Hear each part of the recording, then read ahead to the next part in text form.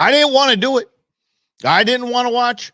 I didn't want to watch this thing at all until one of my kids sitting on the couch with me, I think it was intern Nuge, he just said, "Oh, did you just see that?" And I said, "Did I see what?" And he goes, "The debates are on." And I'm like, "Oh, okay."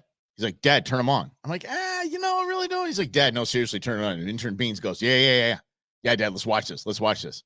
And we watched the entire thing, Rob. I'm sorry to hear that. Yeah. And because of, so I'm going to go grab a beer. I'll be right back. Okay. I love this. That's fantastic. So Mike's going to grab his beer. I'm going to go grab something then in just a moment. So tell us what you're thinking, because I'm not mad. I'm not disappointed. I'm not surprised. It's obvious as to what we saw last night. And Mike, the biggest thing that I'm just sad. So I got in the car last night and I was at an event, and it was during the debate. And the event was actually about disinformation and misinformation. And a friend invited me, so I showed up. So I leave at 7. I get in the car. I turn the car on, 7:15 or something like that. And I hear this voice. I put on our old radio station, Mike. Yeah. And I hear this voice, and I'm like, oh, okay, this is what KFYI does at night. They got like 90-year-old people on. I didn't recognize that it was Biden speaking. I thought it was just some old dude selling me supplements or something like that. Yeah, right? Biden selling me on his manufacturing chip plant policy. And I was like, wow, okay, he does sound horrible. Then I hear Trump, and this is again late in the debate. And then they start fighting about golf. And I'm like, God, this is what we have for President of the United States. So, yeah, Mike, you take it from there. I'm going to go get my drink. And yeah, it's a good idea. Yeah, we didn't think until we started talking about the debate that we would be. We just need to have a drink with y'all. It's a Friday. I see this as, and when Rob comes back, we'll discuss about. I see this as a national security threat. This was, if I am one of our enemies, if I am emboldened, if I am our allies, I am scared, and I think most of the world watching any of that last night had the question, who the hell is running the United States of America? And to listen to my kids, one's in high school, one's in college, and very liberal college. Not I mean, going NAU, but a lot of liberal nonsense college stuff going on. She was just blown away. She's like, "Dad, I did not think it was this bad. I did not think it was this bad. All I hear at school is Trump bad, Trump bad, Trump bad, Trump bad, Trump bad." And I see this guy who looks like he's from The Walking Dead. I see this guy who looks like he's from Game of Thrones. He did. I mean, at one point, Rob would jump on this to do it with me. There was because Rob was listening to it in the car. I was watching it on CNN, and the guy looked like Senator Game of Thrones. Looked like a White Walker. It looked like he just looked dead in his eyes were dead. And I kept seeing he kept fiddling with his ear and the whole earpiece thing. I think, look, if it did happen with Barack, it worked because Barack could pull it off. Joe Biden can't pull this off. Kept fidgeting with the same ear, kept looking straight down like he was listening to something, and he couldn't act his way through it. And for the White House to say he had a cold is one of the most, and they've said a lot of insulting things to us as Americans. That's probably top 10, top 15 most insulting things that we think, oh, that's why he's terrible, because he had a cold. Listen, the man running the free world had 16 professional debate coaches spend 7 days with him in Camp David to talk about a job that he's supposed to be doing and know everything about. There should be no kind of debate coaches. And then he fell all over himself. He almost fell down coming off the 4-inch riser on the stage. His wife had to help him down. It was embarrassing and sad. It was elder abuse, and it was scary. And Rob, when you took off, if you are our enemies, you're emboldened. If you're our allies, you are scared, unless you know what's going on. That, okay, this person's running the back. Barack's still doing the thing. Fine, good, but it's just insane. I don't. Do you feel safer as an American watching the president of the United States look like that on TV? We've never had that before. Okay, I like that point. I don't feel safer or unsafer because Biden's president, based on last night. If you didn't know that that's really the state of Biden, you're under a rock. There's plenty of evidence that this is real Biden.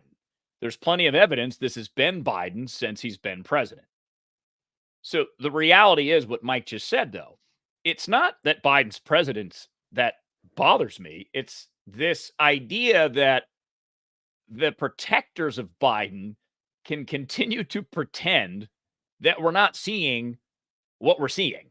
Yeah. So your point about the cold, it's obvious that Joe Biden's not going to win this election now. And unless It's done. some crazy miracle happens and Sorry. Trump is somehow, I don't know. I can't see the majority of Americans looking at Biden after last night and saying, yeah, well, let's put that guy in charge for another 4 years. But Mike, can I bring up the movie Pulp Fiction for just a moment? Please. Yeah. Marcellus Wallace gives us the best lesson on pride ever. So pride, right? When you're proud of yourself, it's okay. You can be proud of yourself. But when you get too proud of yourself, you think about Icarus. Remember the story of Icarus? You got the wings. He's like, yeah, I can fly. Yeah. Yeah, and his dad's like, bruh, you can fly, but I mean, don't fly too high. It's the sun. It's hot. Flies up, wings melt, Icarus dies. That's America right now. We're all prideful, and Marcellus Wallace warned us about that sting. You got to fight through it. Yeah, that's pride. Exactly. Yeah. But we'll call it hubris, right? Because that's when pride goes too far. Hubris, fly close to the sun. That's what I was looking at last night. As America or as Biden? All three. I'm going to point out three different areas of pride that we're challenged with. Number one, Biden. Number one, Biden because he's old. He's not up for this job. He wasn't up for this job when he was healthy. He's just not that talented of a guy. Just is what it is. Now that he's at this advanced age, he's too prideful, too much hubris to step aside knowing that he can't do it. That's pride. Why? He thinks he's the only guy that can beat Trump in his entire party. That's not true, but that's what Biden believes. That's pride of flying too close to the sun. And arrogance. Yeah, and I love that. That's exactly right. And you get burned. Biden burned America last night. Then there's us. I'll get to Trump in a second because I'll just actually mention Trump. Go ahead. My real challenge with Trump's two things. January 6th and his response to it and his continued response to it and the election stuff. He continues to lie about that. There's literally zero evidence the election was stolen. Literally none. And there's been searches for it for 3.5 years. Mike Lindell told Mike Russell and Rob Hunter he has 3 terabytes of data that proves that it was stolen. But none of it did. So he's too prideful, Trump is, to stop talking about it. That's what annoys me about Trump. So I'm watching both these two prideful men filled with hubris and ego flying America too close to the sun. But then there's our role in it, Mike, and I'm sorry for the monologue here. We're too close to the sun because we picked this. Despite 70+% of us claiming this is not the election we want, that's the election we have. So who won the debate? Who won the debate? RFK Jr. won the debate. I'm not. How am I kidding? If the DNC taps RFK Jr., he wins in a landslide right now. Sorry, he has every independent. He'll have all the Dems. He'll have all the anti-Trumpers. He'll win in a landslide. He'll win in a landslide. The people that voted for Donald Trump in the last election are not going to not vote for Donald Trump in this election. They will vote for Donald Trump. All of them, all 70 whatever million will vote for Donald Trump again. Those that voted against Donald Trump and voted for Biden decreased last night. Whether they stay home, whether they vote for RFK Jr., whatever it is, and they say, well, even if they won't vote for Trump, they're going to stay home and do that. That he lost voter base last night. Trump didn't move the needle at all. And he might have, by the way, if this was CNN, because I was concerned. I'm like, there's no way CNN's going to put on anything fair. They didn't do a bad job. They didn't. I'm going to say they did not do a bad job. The format was made to benefit Joe Biden. So Trump couldn't interrupt, and they did this microphone demonstration before. It was such just nonsense. But it was made to stack it to Joe Biden. It became the very best thing Donald Trump could have. Donald Trump needed to stay on message. He couldn't interrupt. He couldn't blow up. All he could do was just make facial expressions, but stick to his 2 minutes. And the 2-minute part is what really stood out to me as well. The 2-minute part, Joe Biden had 16 pro debate coaches for an entire week at Camp David with him to basically to teach him how to answer questions about stuff he does or is supposed to be doing on a normal basis, which is weird enough as it is. Which is weird enough as it is. And then the dude couldn't fill 2 minutes. How many times you hear Dana Bash go, Mr. President, you have 84 seconds left. And nope. And he just, his eyes just, you don't know what to say. It would have been great if Donald Trump said, yield time to me. Yield the balance of your time to me. I'd take it. But then, of course, about 10 minutes in when he absolutely glitched. And then Trump just took that softball and just knocked it out of the stadium. I don't understand what he said. I don't think he understands what he said. And instead of Biden even making a facial expression, he was well, he couldn't kind of look away. Yep. It clearly the Democrats are in freak out mode right now. Or it might have been this is kind of what we wanted. Get Gavin ready or get RFK Jr. ready. Let's put him in. Because Kamala's interview after the show was just absolute. It was aggressive. It was angry.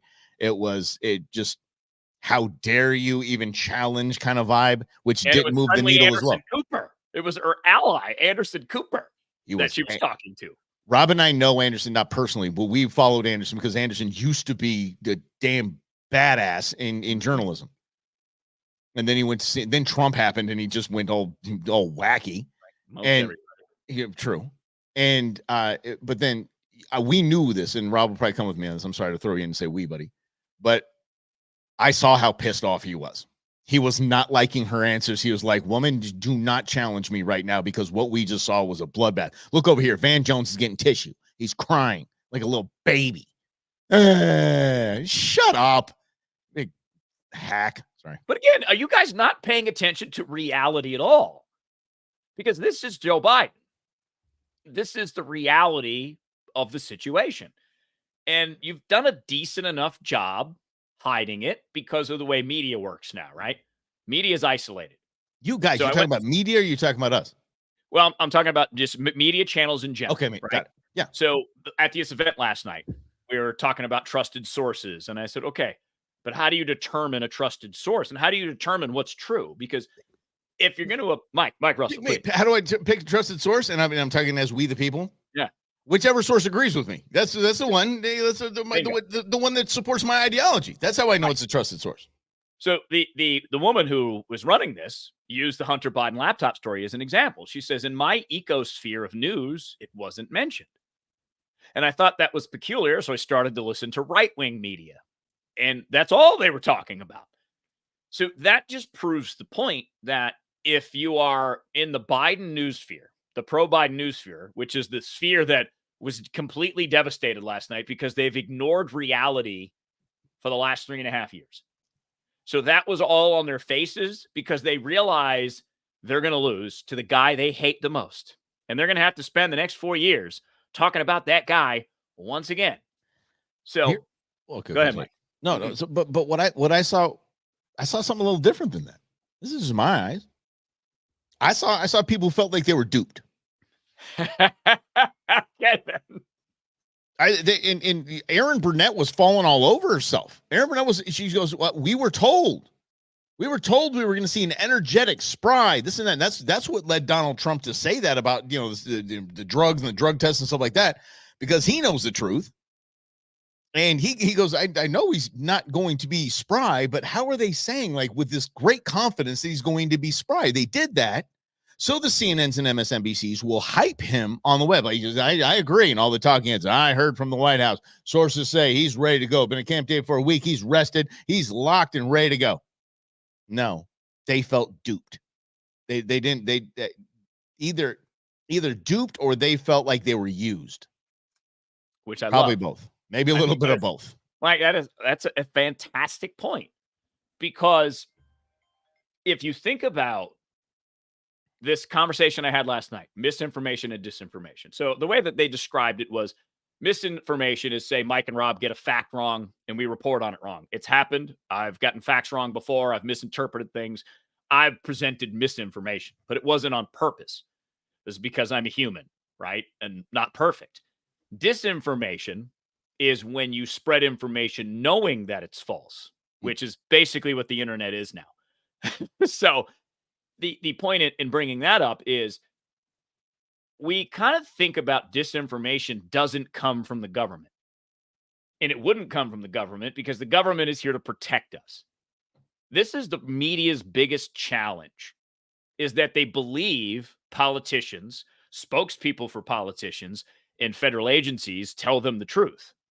When the reality is they never really have. And that's what I brought up in this meeting last night.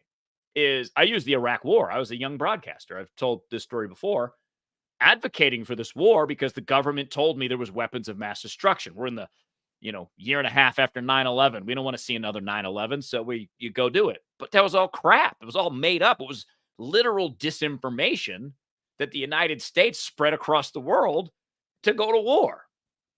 How about this? Joe Biden did the same crap. I think Joe Biden has a bubble. Like whoever you say, the administration, the intelligence community, all this lies to the media. They buy it and report it, which is what classic propaganda is. But what about the staff that lies to Joe Biden and he comes out and regurgitates it? Again last night, and this was one of the things I was doing some show prep and stuff like that. So it was kind of, if you missed it, my kids made me watch it because they were in shock. They were just, every time Joe Biden speak, or like he kind of like look like he's zoning out or something like that. Dad, look, like, I'm like, what the heck is that? When I heard veins bulging, both good people on both sides, he believes this story that is, even Snopes came out and said, look, y'all, it's not true. Donald Trump did not say that. He did not support neo-Nazis. Didn't happen. But it has been regurgitated over and over again, even in the debates last time, throughout his campaign, when Donald Trump announced he's going to, veins bulging, good people on both sides. Would you mind if we just, y'all, if you're watching this, just, you can record this, whatever you want to do. Can I just show you Donald Trump saying what he said? Because it bothered me, and Rob knows it bothered me being on the show. It bothered me every time he said it. I'm like, that did not happen. He was talking about two sides of what do you call it? You got to get a permit debate, whether you're going to protest and tear a statue down or you're going to protest and protect a statue. Good people on both sides is what he said. Neo-Nazis, veins bulging. This is what Donald Trump said. Very bad people in that group. But you also had people that were very fine people on both sides. You had people in that group, excuse me, I saw the same pictures as you did. You had people in that group that were there to protest the taking down of, to them, a very, very important statue and the renaming of a park from Robert E. Lee to another name. And you had people, and I'm not talking about the neo-Nazis and the white nationalists, because they should be condemned totally. But you had many people in that group. How many times have you heard any of these bozos on CNN and MSNBC say he has never condemned white nationalism or white supremacy? Other than neo-Nazis and white nationalists, okay? There you go. But I wanted that. The reason why I wanted to play it, because I've been so ticked off, and I was just glad the internet teed it up for me today, because I've been so frustrated with the people, friends of mine, regurgitating that crap. And I say, you didn't watch the whole thing. But that's the society in which we live. And this is where I get back to us being Icarus. We are arguing from very shallow perspectives about major issues that mostly don't even impact our lives on a day-to-day basis. But we are hell-bent on being right. And being right is what Marcellus Wallace is talking about in Pulp Fiction. He's like, Bruce, or Butch rather, take the money. I'm paying you to lose. You bet you're going to lose. You're going to make a ton of money. Go down. Now, Butch obviously does the opposite, and he killed the guy. Right. Yeah. Exactly. I mean, it's fine. But what Marcellus is talking about is it's going to mess with you for the next year, because you're going to lose this fight. You get paid to lose this fight, and your pride, your hubris is going to say, "Oh man, I still had a chance." Because Marcellus is pretty clear. He's like, "What do you got? 1 or 2 fights left in you?" Rob Hunter as Ving Rhames. Exactly. You almost made it, but never got there. And 1 year from now, you're going to sit back and say, Marcellus Wallace was right. I'm telling you, Marcellus Wallace is right. Not bad, right? Can I tell you how this is more examples of how Rob and I have been friends for 17 damn years? Last night, I'm not kidding. I'm watching my girlfriend's dog right now. And he was in front of me and I go, step aside, butch.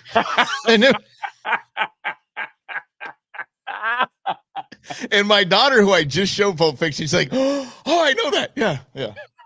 So we've both done Ving Rhames impressions in 24 hours. That's good. My veins are bulging, Mike. You made me laugh. Veins bulging. My veins are bulging. Rob, your wife's veins.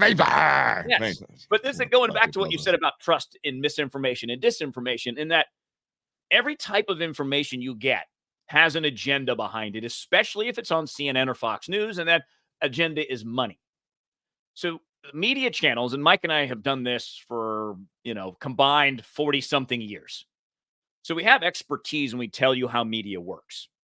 Media is always chasing dollars, which means chasing audiences. We chase audiences so we can sell you stuff, so we can pay for all the equipment, the broadcasters, Mike and I's mediocre salaries that we got in our broadcasting career. That's how you do it, right? You offer a product for free, you got to sell ads. Same thing with television, right? So audiences are dwindling because there's way more competition. I don't listen to the radio anymore. I haven't for about 3 years. Yeah, right. Plug my phone in and I pick what I want, whether that's music, a podcast, whether that's whatever it is, right? An audiobook. I'm in control. So to think about the number of people, Mike, that are like me, they don't listen to the radio anymore, don't have cable. Because in this group last night I was in, a lot of younger people. They're like, we don't watch cable news. We get our news from TikTok. So you just see the information perspective shift, right? So it gets back to this idea that we're all spitting disinformation based on what we are getting because there's an agenda behind it. So the agenda of money, likes, followers, whatever, precludes the truth because the truth just doesn't work well on social media. The truth just doesn't work well on the news because it's not that exciting. So if you're telling the truth, it's harder to build an audience. It's harder to make money. So it's easier to make money selling disinformation all the time. It's tough because we do it. Rob and I aren't like it. We've never kind of bought into the whole we're going to support this or that for the dollar. We just haven't. We chased money before, fine. I mean, we're human. But I mean, the fact is, especially what we're doing now, I've been asked several times, been by liberals, conservatives. You guys think there's a market for that? Not talking constantly about Donald Trump and talking about Joe Biden. You think there's a market for that? People, hell yeah. Do you think there's a market for two middle-aged white guys talking about politics on TikTok? You put a gun to our head, we'd both said no way in hell. Then we just jumped up to this huge following because there's a market for two dudes just being honest, kind of being snarky and funny. Rob's the funny one. But this whole thing. I'm a straight man all day. I'm the play-by-play guy. And that's true. But Rob plays a very, very serious role in this. And I not play a role like he's acting. That's who Rob is. He's a masshole. And so but the one time we started using the social media guy way back in the day, and it really helped us with our success on social media. And I'll never forget the time we're sitting in the studio and he goes, well, okay, it's kind of what we're doing here. I mean, Rob, of course, is the funny guy. He's the funny one. And I didn't say anything, but I'm like, I don't know if I've ever been this insulted. Like, I'm supposed to be the funny one. What the hell? And not you just as on sideline said he's the funny one. I'm like, I will not stand for this. You're fired. So Mike started rattling up joke after joke after joke, like 12 in a row. Being obnoxious. Like, how many dad jokes can I put in this roll through these things? Well, yeah, I don't think of the world in that way, right? That's why we are homies for 17 years. Big brother from another right there. Yeah, that's right. It's all about ebb and flow, shoot. I wish that's what I wish I saw last night. A little ebb and flow between the two candidates, two different styles. No, I just needed Joe Biden to my Joe Biden. That's what I need. I need that unwavering, elder abuse, narcissistic, evil support, and I'm going to be just fine. If y'all didn't know this, there was only 2 people allowed from each campaign in the room during the debate. KJP was one of them for Corinne Jean-Pierre. Yeah, it was KJP and Joe Biden. For Joe Biden. It was Jill, because Jill had to go help him off the stage. No, again, we're not putting fine. He's just old and cheap fake. That's a cheap fake. Oh, cheap fake. That's right. The entire debate last night was a cheap fake. Afterwards, I want you to hear the after party. This is I'll just let you hear it. You did such a great job. You answered every question. Good job, Joe. Check. You answered. You did. You did such great. You answered every question. Check. Good boy. Get ice cream later. Listen to this. You knew all the facts. You knew all the facts. Yeah, I don't know about that. Hey, you knew all the lines. I apologize. That's what she said. Let me go back to it here. You knew all the lines. Every question. You knew all the facts. You knew all the lines, And let me ask the crowd. which has already been prepared. 3, 2, 1. What did Trump do? Why? Wow. Your first lady. Yes. By the way, and that's they ripped on Melania and said she had no class. Oh, come on, Dave. okay. Jeez. Mhm. But this is an interesting thing, right? This is another one of those fake things that we believe. Like your crowd just knows what to say. No, somebody went out there and says, okay, the first lady's going to come out and she's going to ask you a question about what Trump did tonight. And we're all going to say lied. So let's practice. Mhm. Or like Mike said, it's Yeah. rehearsed. Like we're Yeah. meant to believe all these spontaneous moments just happen because everybody loves Joe Biden. But here's the other part, Mike, that stood out to me last night. I just want to like veer off just a second. I would love, again, going back to this hubris idea. Here's the big problem. In 2016, America didn't vote for Trump so much as we voted against Hillary. I think it's important to remember that because in 2020, Joe Biden wasn't some glorious savior. It was an anti-Trump vote. And 2024 is shaping up to be an anti-Biden vote, not necessarily a pro-Trump vote. And I think for Trump fans, again, if you're trying to influence people that Trump is effective as president, despite his baggage, you're going to have to understand that not everyone wants Trump to be president, but will do it because Biden's that bad.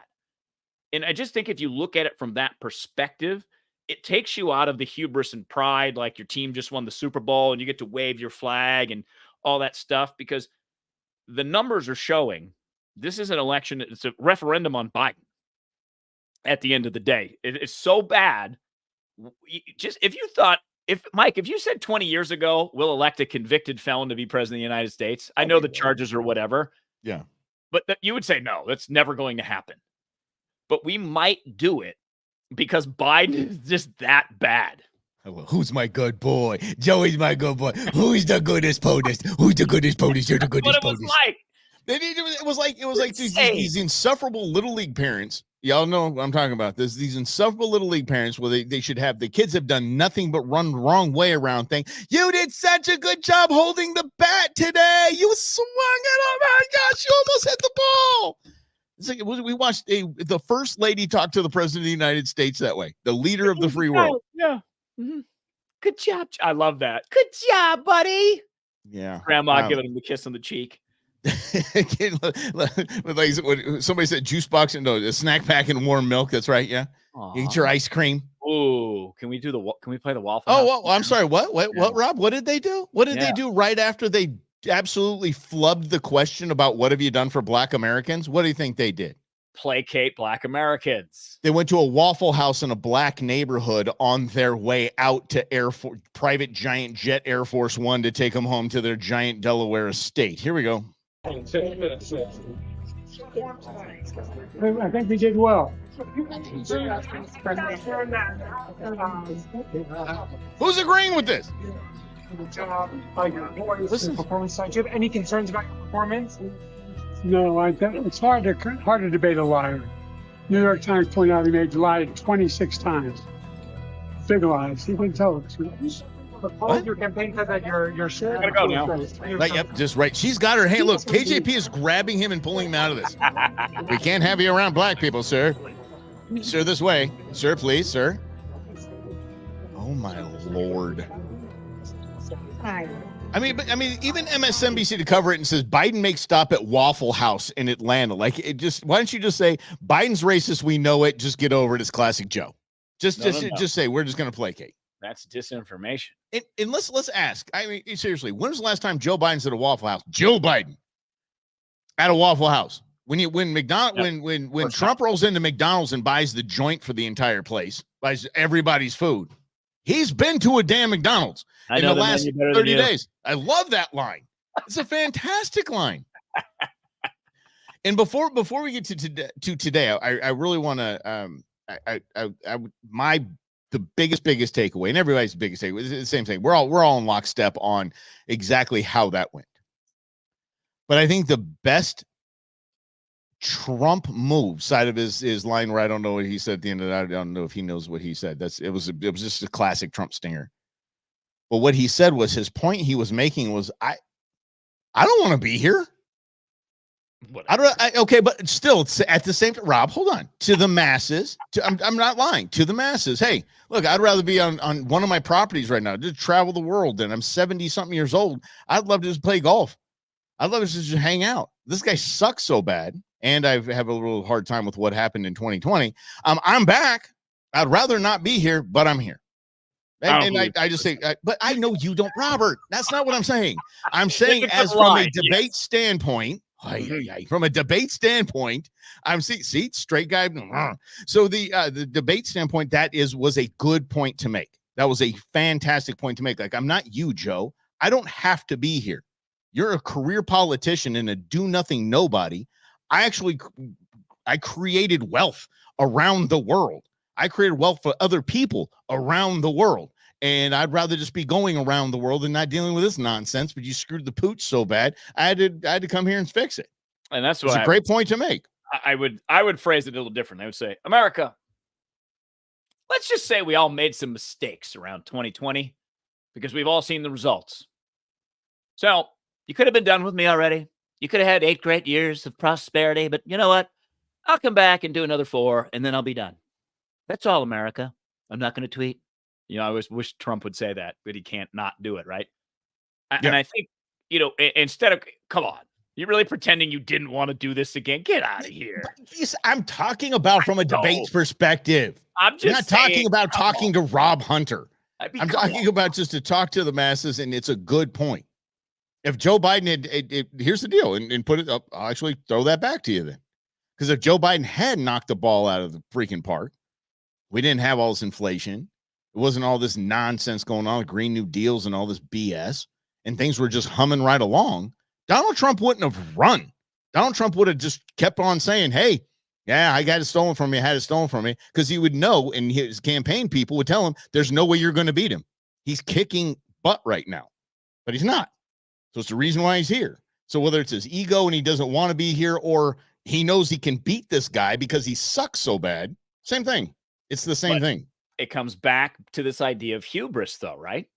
I put a nice little bow around Marcellus Wallace, because that to me is the big part of this. 81-78. Guys, seriously, go away. But it's not their fault, because we put them there. And again, this is where we're prideful and wanting to be right and wanting to have our side win. And it's fine, but look at the position we're in. You can't honestly look at that debate last night and say, I'm very excited about what's coming for America. Because, number one, for any of their policies to be effective, you got to win the gamut. You got to win the Senate, you got to win the House. Democrats might have a difficult time winning the House, but might keep the Senate, because Carrie Lake is an awful candidate for Senate in Arizona. Just I did not. Lamb's gonna. I watch out. Yeah, I mean, I would love to see it. I think that's pride, right? I think that pride that so many of us have don't allow us to look at a guy like Mark Lamb. And again, what my favorite thing, and Mike and I know Mark, and Greg, who chats in here with us, knows Mark very well. I like that he showed restraint while he was the sheriff of his department. The Constitution allows all these Fourth Amendment violations. Legal. But Mark Lamb, a little bit more on Rob and Mike's side, maybe your side. I could do that, but I won't. No-knock warrants, for example. They don't do no-knock warrants in the same way it has led to innocent people being killed. That pride of having to tie it to Trump, and our candidate has to be tied to Trump, and we're not looking at anybody else, is what prevents us as a country from solving these big problems that are going to last longer than us. Because, again, if the debt went up twice as much under Trump than Biden, and we're not concerned about that, then we're not concerned about the debt, and therefore not actually concerned with the future of the country, because we're too prideful and want to be right now. Off the soapbox now, Mike. Back to you. I was just waiting, buddy. Hell, I've done this long enough. No, I want to move. I do want to move on to today, but I want to move on to what's next after that. A buddy of mine, a very liberal pal of mine. It's so funny how when you have success in life and you become later in age, that you just, man, you want all this universal health care, and I've paid all my taxes. I don't care. Yeah, with socialism, go for it. I'm good. Very liberal friend of mine. I have a steak dinner bet on the Biden Trump deal, and so much so that the loser has to not only buy the steak, but cut the steak for the winner. Fun. And I've shown restraint today. I have shown what's that? How do you do that? Like, do you go to the butcher shop? Do you have to go? No, you go to a nice steak dinner, go to a nice steakhouse. Oh, you mean like physically? Like at Steak 44, and I got to go. Yes. I got to cut that man's meal for him while he films me. If Biden were to win, I have shown some restraint, and I have not texted the it's written. It's written right here. It's just not sent. It said, "Don't worry, I like ribeye. They're easy to cut for you." Awesome. Yeah, just so you know. I think you should. Joe Biden is not going to be the president of the United States. No. Will they move on? Could they? Could they? Do you think? Hold on. Could they? Could they move on to Dr. Jill Biden? The name you know. I know. How about this? This is today, guys. This was an hour ago. Joe Biden's still moving around.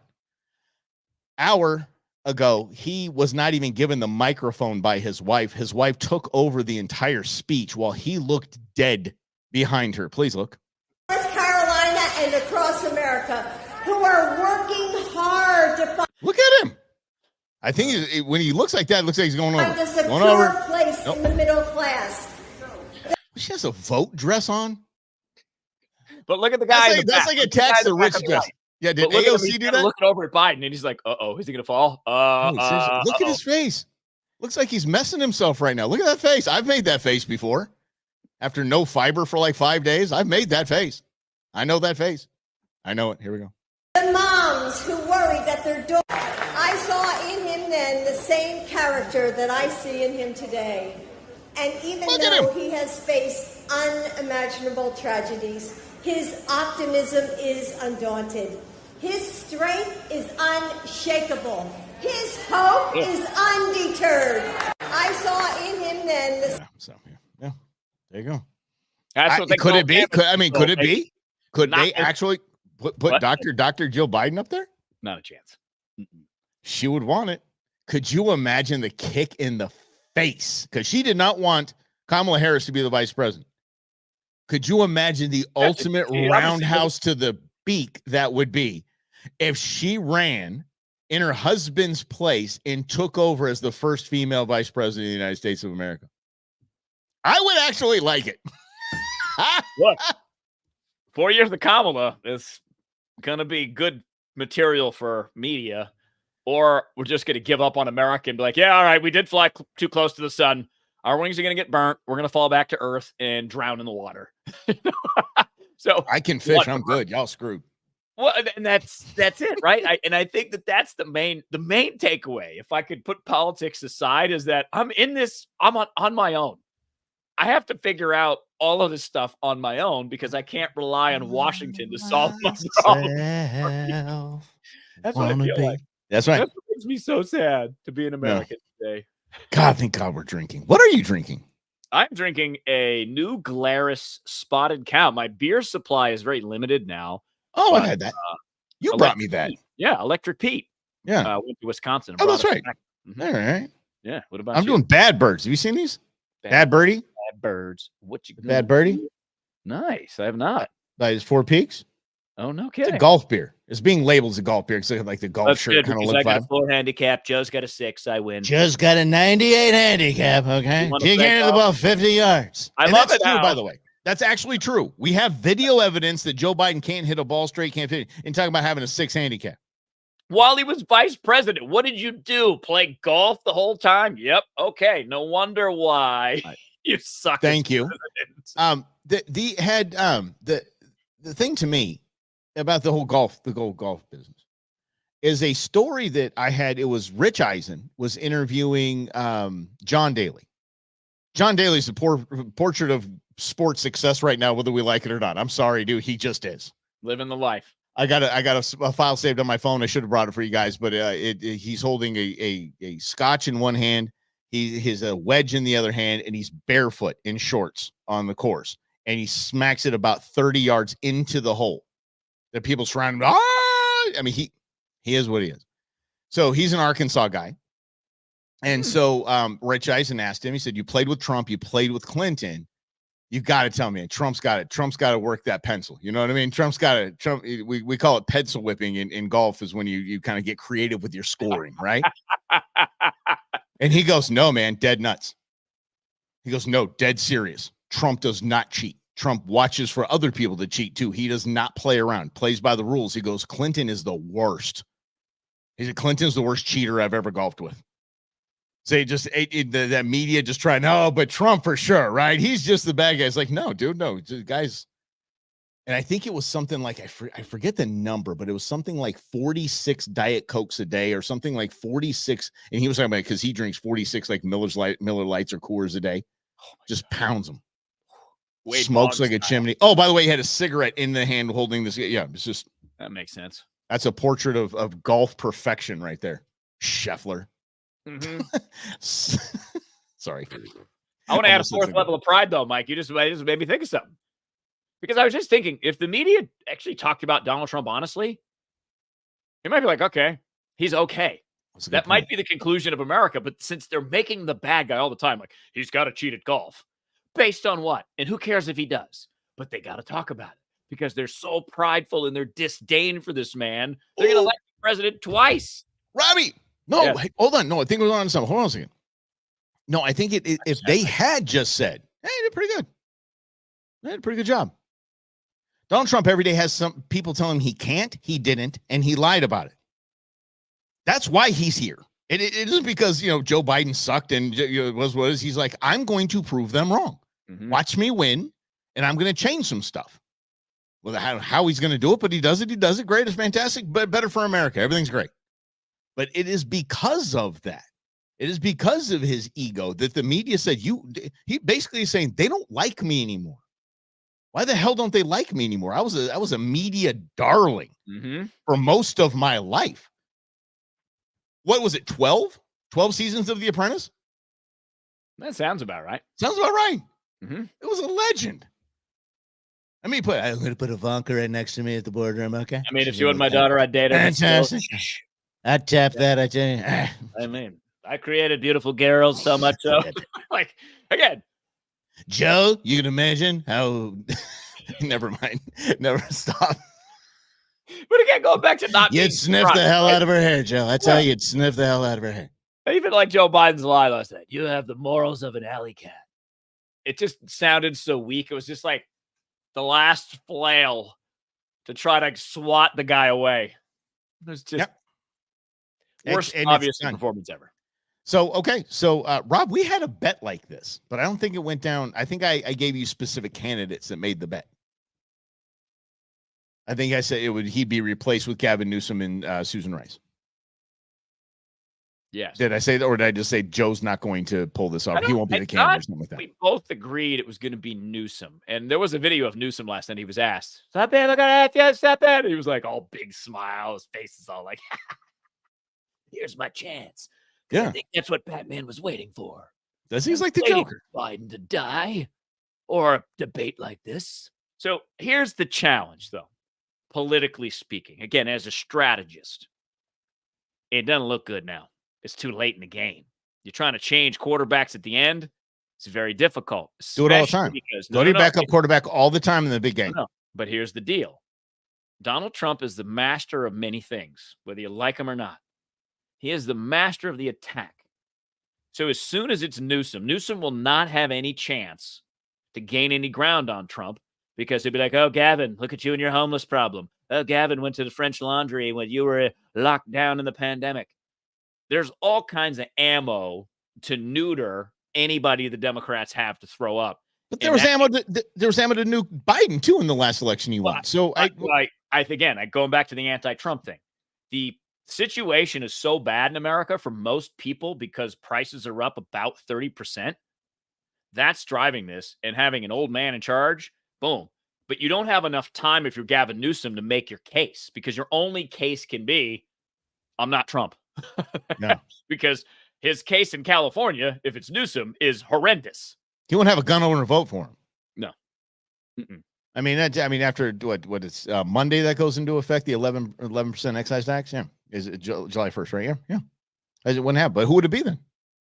Who could it be now? At this late in the game, man.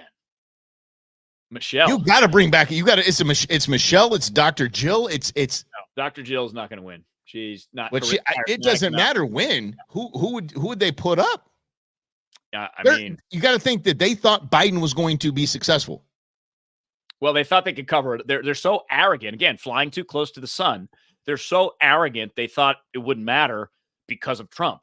They are so prideful in their pursuit of Trump that they can't. It's their only perspective they see. Because if you actually listen to Americans and you understand, look, we don't like either one of you guys. We just don't want to pay $4 for gas. We don't want to go to the grocery store every day and feel like we're going broke. That's all we want. Who cares about the rest of the stuff? Jeez. The Janet Yellen sticker shock question. I don't know if y'all saw that, but she was asked, Janet Yellen, do you go to the grocery store? She goes, every week. Yeah. So do you have sticker shock? She goes, no. What? You even look at the total. Yeah, I see. They have prices on these things? She's worth about 20 million, estimates say. So yeah. no. BS 20 million. You forgot a 1 in front of that sucker, dude. There's no way she's only worth 20 million. She's the top financial mind in our. Please. Well, I did it all in public service, Michael. Yeah. It's just my pensions are really a lot because I did a lot of government jobs. Yeah. Rhonda caught Men at Work. Thank you very much. The scene jar is all me today. Huh? What is it? Who can it be knocking at my door? Oh, the Men at Work. I think wait. you're talking about Men at Work, the movie with Emilio Estevez and Charlie Sheen. Holy mackerel. Okay. Kudos to both of you blowing the dust off of that. Wow, damn. Holy, they were garbage men, right? They were garbage men. Yes. A great movie that came out like 89 or 90 or something like that. His name is Carlos Estevez. Charlie Sheen, yeah. It's funny. Mm-hmm. Carlos Estevez. Well, it's so, I don't think at the time I was a kid, like 10, 11 years old. I didn't know that they were brothers. You know, oh, really? Charlie Sheen and Emilio Estevez. Yeah. I didn't have the internet before. That was that. If Jimmy Fallon did that back when Charlie Sheen lost his mind, Jimmy Fallon did a cologne commercial called Winning.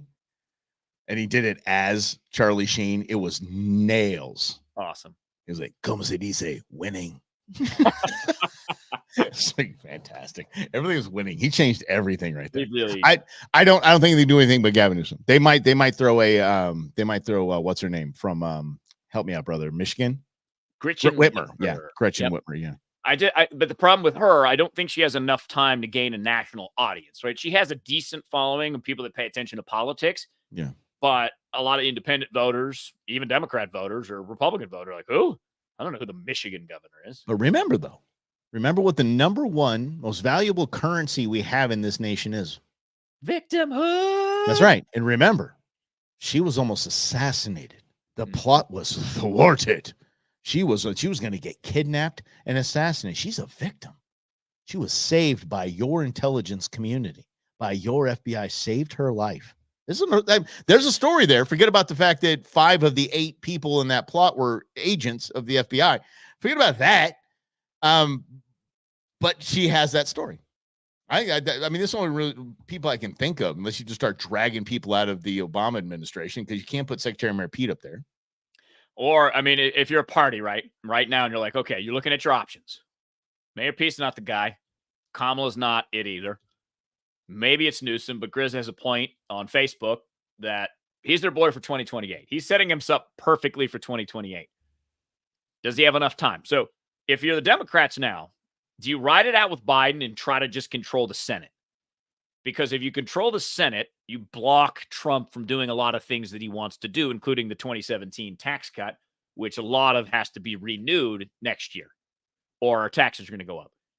I don't know. I mean, if you're a party and you're being realistic, do you face that and say, let's dump all of our resources into the Senate I don't think so. After last night, I think after last night, I think that's like being on the Titanic and saying, "Well, we'll just fix this on the way back. We'll fix this when we get back. Don't worry about it." I mean, it's sinking. It needs to something needs to happen now. Yeah, sure. And from the Democrat Party, something needs to happen now. There was no way you could have the talking points the talking heads that you had post debate on MSNBC and CNN. One of them crying. And in all of them saying, what do we do next? I heard the worst defense I heard was Aaron Burnett. Aaron Burnett, after was told that the CNN voter poll, who won the debate? It was basically 70-30 Donald Trump. Mm-hmm. You know, what I don't know if she knew she was, maybe it was hot mic, whatever it was. She was like, it's not like it was 0-100. Y'all just, you have your entire campaign, which is the media apparatus. The only reason why people vote for slappies like this is the media apparatus. Absolutely wondering, shrugging their shoulders, when are we going to pick a new person? I don't know how you move forward as DNC with Joe Biden. It doesn't make, not many things they do make sense. So it wouldn't surprise me if they move forward with Joe Biden. I just shake my head and go, okay, let's move forward to the election. It's November. And Joe Biden magically shows up with 90 million votes. Or 81 million vote, whatever. It does the same numbers, same thing pops up. This country, you think we're divided now? It will go down. I'm not suggesting like civil war or anything, but things will change in a bad way. If after this performance, that guy walks back into the White House, it doesn't make sense. And to Greg's point, if Trump wins, the opposite may be true. And that's the cold, hard reality here is in that Antifa might act a fool if Trump wins. So, I think that's kind of, again, this hubris is flying too close to the sun, and us as a people caught in this emotional cycle of this election as if it's religion and our side has to win or else. Because like you said, Mike, if Biden wins after this performance, people who are already questioning elections are going to question elections. And it might get worse because now the belief is, whether it's real or not, again, reality is what reality is. And reality is different for many people, regardless. Perception is reality. Perception is reality. Good way to say that, right? Mm-hmm. So that's what I'm doing the Marcellus Wallace today, because to me, this is another wake-up call for us. Whether Biden was replaced or not, whether Trump wins or not, either way, if it's Biden, Trump, Newsom, Trump, whatever, either way, we're flying too close to the sun on many issues. And if we don't heed the warnings about where the country is emotionally, religiously, if you will call it that, if we don't heed those warnings, we will have our wings burnt and we will fall down to earth. I'm going to go a little lighter than that, though, because the whole wings burn you dead. I don't think after this, even if our egos get us there, hubris gets us there, up to the sun, wings melt, whatever. I don't think we die. Rob knows this over and over again. I'm an American apologist. I'm dying the wool American exceptionalist. This, I think, if it stays where we are, Trump Biden, no matter what happens, if it's Trump Biden in the election, and Trump's got 17 more felony convictions under his belt when we get there, and they're talking about jail time and sentencing and this and that, and then Joe Biden's still walking around like a corpse. I think that's, for a big part of this country, where we see rock bottom, where we realize that's as bad as we can get as a nation and pull back from this. And we've got to seriously start rethinking our actions and how we elect our leaders, our representation in Washington, D.C. And if we're gonna let this system stand. This is why we got to listen to Marcellus Wallace when he says that sting that you're going to feel on election night, whatever side you're in, that sting is pride. I'm going camping. We're not doing a live thing. Sorry, y'all. I'm going to be gone. Yeah. I'm going to be, I will go 2 weeks early for my elk hunt and just be scouting. I don't know if I want to be around on election night.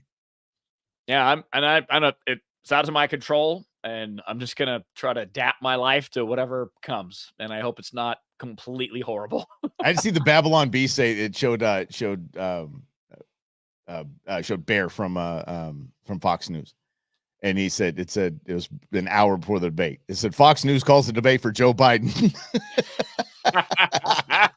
I saw the Democrats on Twitter. Posted the winner of tonight's debate is Joe Biden. Like, standing, this guy's little flannel shirt on. He's a little tucked in all nice. Look at me. I'm a man of the people. Look at me. I went to Waffle House. I know you get paid to say that, but I mean, he didn't win. Under any circumstances did Joe Biden win that debate. Yeah. And I like it, Del. Flight of the Icarus from Iron Maiden. Classic right there. Damn. All right. Okay. That was there was a Cirque du Soleil about that too. Which one? Soleil, yeah. That's it. Pretty good. I think it was like something like that. Something to that effect. I dig the Cirque du Soleil stuff. Awesome. I'm going to see Absinthe, dude. I hear good things about that. That's like a naughty version of Cirque du Soleil. I'm down. Let's go. Bow, bow, bow, bow. They play Barry White instead of like all this like little Frenchy music. They play something super sexy. Oh yeah, exactly. Absinthe single-handedly raising the birth rate of the nation. Yeah. Anyway, that was what's that? Him and Elon. I think Elon just had his 12th kid. Dude, I don't know if you caught this. I got a video of Elon. Marvin Gaye, right, Chris? I saw his kid. He was gaming. I got to find out where Elon is gaming and what he's gaming. I want to play. Just to throw that on my LinkedIn. You know, I was gaming with Elon last night. Well, I play casual Call of Duty with Elon Musk. Yeah. Okay. Yeah. So he was playing. He was gaming, and his kid was kind of sitting there. Lil X is his name. Was it like I was like 6 years oldish, maybe 5 years oldish, and he's like just kind of pawing at him, and he goes, Elon said, I think it's time for you to go to bed. And he goes, I think it's time for you to go to bed. Kid pops right back at him. He just kind of laughs. He goes, my kid likes to just turn things around on me like this. Because, in gaming, they're all on video and it's all being recorded. He likes to do that. And he goes, something, son, you're right. He goes, eventually it will be time for me to go to bed. He goes, eventually I'm going to have to go to bed. It's going to be my bedtime. He goes, right now it's your bedtime. And he goes, but it's your bedtime too. And he goes, I'll tell you what. He goes, what if I said it's both of our bedtime? Would you go to bed? And he goes, yeah. He goes, okay. He goes, good. It's been fun tonight. And he takes off his headphones and he's just like, hey, thanks, guys. Gonna go hang out with my kid now. Like, that is as real as please don't let some stupid, nefarious BS come out about Elon Musk because I'm just digging on him right now. You know what I mean? Like that junk will come out somewhere like Elon those weren't his kids. He bought them and they were, that kind of stuff. And Well, I mean, I have low expectations of everybody now because it just seems that every time you feel a certain way about somebody in the main sphere, bubble bursts somehow, some way. Oh, I like it that Dell threw the link in there too. Boy. See, Dell's come with the comment section. He's like, no, let me show these boys what's up. And I knew. No, I did have, I think, Run for the Hills on one of my old iPods. Is that the Run? Run for Your Life. Run for the Did you say on your old iPod? Yeah, my old iPod. You still have those? Well, I don't know where the iPod is at the moment. Okay, you didn't transfer those things over? It's somewhere on a hard drive, probably. And I don't know who said it, but somebody said, what about Kamala? Kamala, it's it's the natural choice, but it's complicated, as Mike said, because she's not going to win. Kamala, a Harris Brown ticket. Is Willie still alive? Taking America. Going down on America. Going back to the Clinton days. Yeah. Yeah. Let's turn the White House into a shag pad. All right, guys. Hey, thanks for hanging out with us. This is in other news. We'll usually go Biden, Trump, but when something like that goes down, we will definitely play along. Hopefully, this is and not hopefully. I know this is not what you're hearing in the other stations, and you come along to us because we're just gonna have some fun with you and talk about Icarus and suns and the wings burning and what. You guys have a great weekend. Rob's too smart for me. I'm just gonna go read the comment on Facebook. I'm gonna keep. What's that? A little hot tour for Kamala. Oh, hi. Quote Truman Reynolds, not me. That's it. We're done. Good. Thanks, guys. Have a great weekend. We're ending on that.